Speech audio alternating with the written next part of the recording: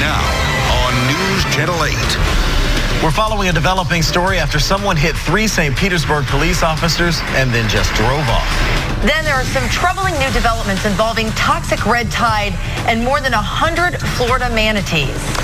And it's spring break underway, and the roads are packed, as you'd expect. How Clearwater is coping with the extra traffic. It's Tuesday, March 12th. Live from the News Center in high definition, this is News Channel 8 on your side today. Good morning and welcome to News Channel 8 today. I'm Gail Guayardo. I'm Rod Carter. Glad you could join us this morning. Just hours from now, the process to select the next leader of the Catholic Church will begin. We'll take a live look at the Vatican this morning. The procession of the 115 cardinal electors into the Sistine Chapel will mark the start of the conclave to elect a new pope. That is scheduled to take place at about 11:30 this morning. We'll, of course, bring you an NBC News special report of that coverage when it begins. Coverage of the conclave will continue with a report from the Vatican that's coming up at 6:30. And before you head out the door this morning, let's check the forecast. From Storm Teammate meteorologist Lee Spann, we still have singing going on. We do. So we also still have rain going on, pushing it off the Gulf of Mexico. It's light rain, but it's rain. And as the morning commute gets going, we're going to really ask you to be careful. Light rain from Citrus, Hernando, and Pasco counties, all pushing west to east, so pushing toward Dade City along I-75. We have rain up and down Pinellas County. We also have some pockets of heavier rain now in eastern Hillsborough County and some light rain along I-75 in Manatee County. So we're going to keep the rain in the forecast through midday, and then we're really going to clear things out. 66 degrees this evening, 58 degrees, and gusty winds overnight. Now let's check in on the roadways, which are a little wet, Leslie. Yes, they are a little wet. We've already got an accident, folks. Fletcher right at Bruceby Downs. You can see it right here. We've got a collision working. Meanwhile, as we look at our cameras, you can see at least been talking about this wet weather out there. We've definitely got some spots out on the roadway. Here's I-75 right around Brandon Boulevard. Very slow and go. And back to the maps now. We're going to move over and take a look at downtown Tampa. We're up to speed, but we've still got some wet weather. So let's pull out the camera here. You can see more spots out on our FDOT cameras as we take a look here. Looks like we're having a little bit of a problem pulling out the camera. But here we go. And 275, a nice drive, but again, very wet. You can see it shimmery in all those spots on the camera. So you want to use some caution as you're heading out the roadway today. That's a look at the roads. Now let's check with Rod and Gail. All right, thank you. Now to some breaking news that we're following right now out of Bradenton. Let's go straight to Adrienne Pedersen. Hey, Rod, right now the Manatee County Sheriff's Office is investigating a 3-year-old with a gunshot wound. Family members found the child at 625 61st Avenue East. That's in Bradenton. So here's what we know at this point. The little boy was outside his home while his mother, as well as 5 other adults, were inside. The adults say they heard a gunshot and ran out front to find the 3-year-old lying on the ground with a gunshot wound in his knee. Officers say the adults also found the gun sitting next to the child. So we know the boy went to the hospital again, a 3-year-old with a gunshot wound in Bradenton. We do have a crew on the way, and we'll have an update for you in half an hour, guys. All right, Adrienne, thank you.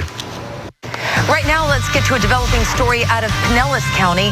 It involves a St. Petersburg police officer injured during a hit and run at the intersection of Neptune and Beach Drives on Coquina Key.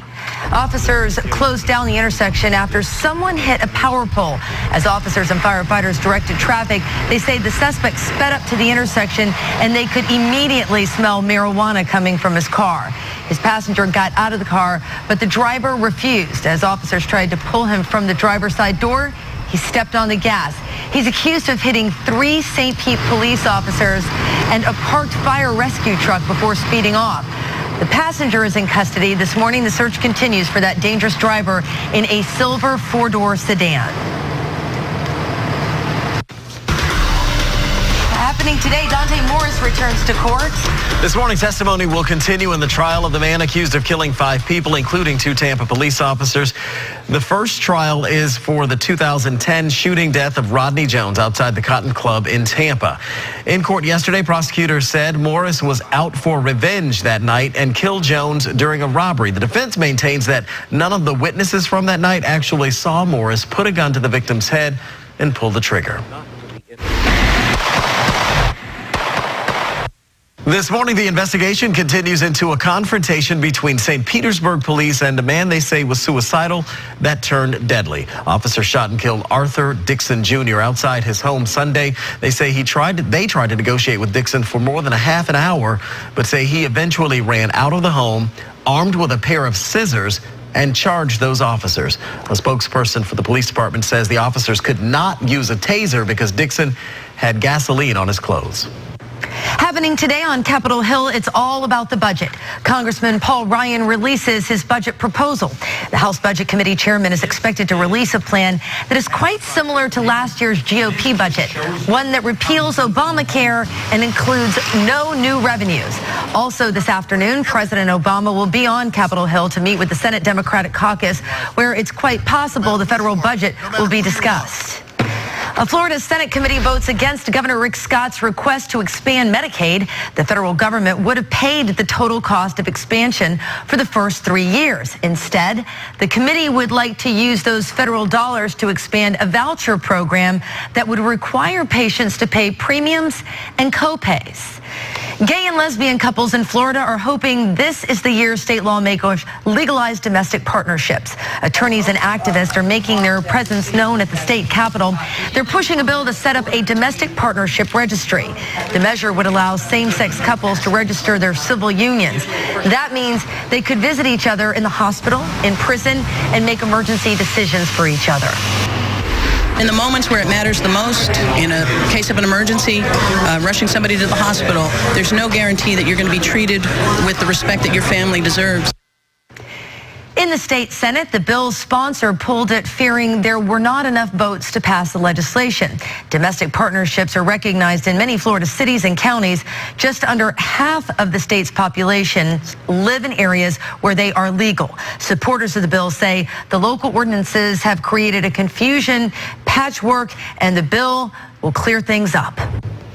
This morning, we have some startling numbers to share with you about the record number of manatees that are dying this year because of toxic red tide. The latest count shows 149 deaths. That's just 2 shy of the record, which was set back in 1996. The red tide runs along a 70-mile stretch of the Gulf from Sarasota through the middle of Lee County. Now, biologists say red tide toxins paralyze the manatees, and they eventually drown. Nearly a dozen manatees have been rescued, and they're being treated at Tampa's Lowry Park Zoo this morning. Also this morning, there's an ongoing investigation into a downed Navy plane in Washington State. A view from above shows the crash site of that aircraft. Naval Air Station Whidbey Island confirms that the crash happened. It was of a twin-engine plane. Sometime yesterday, crew members reported that no parachutes were deployed. Now, much of the plane appears to have disintegrated on impact, and the crash site has a large crater. The Navy says the crew was flying a navigation training mission.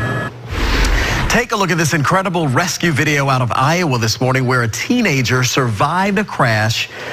He crashed his car actually into a church, the side of a church there. Police believe the teen found the teen, unconscious inside that vehicle. Now you can see the officer quickly jump into action and pull that teen to safety. The teen is recovering in the hospital this morning. However, he is not in the clear.